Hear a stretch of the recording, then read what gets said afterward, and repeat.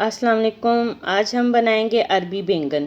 अरबी बैंगन बनाने के लिए हमने पतीली में 1 कप घी और 2 दरमियाने साइज़ के प्याज शामिल करेंगे और प्याज़ों को ब्राउन करेंगे।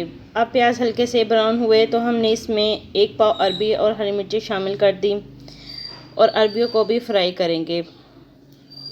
अब अरबी भी हल्की सी फ्राई हो चुकी है तो हम इसमें 2 अदद टमाटर शामिल करेंगे और टमाटर को थोड़ा सा पकाने के बाद इसमें 1 चम्मच नमक, 2 चम्मच लाल मिर्च, 1 चम्मच हल्दी, 1 चम्मच धनिया पाउडर शामिल करके अच्छे से मिक्स करेंगे और मसाले को भूनने के लिए इसमें थोड़ा सा पानी शामिल करेंगे और मसाले को पकने देंगे। मसाले में हम 1 किलो बैंगन शामिल करके अच्छे से मिक्स करेंगे और थोड़ा सा पानी शामिल करके 15 मिनट के लिए पकने देंगे।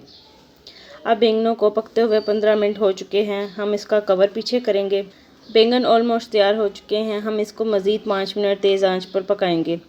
5 मिनट पकाने के बाद हरी मिर्ची और हरा धनिया शामिल करके मिक्स करेंगे। अब तैयार है मज़ेदार अरबी बैंगन। आप इसको रोटियां चावलों के साथ सर्व कर सकते हैं।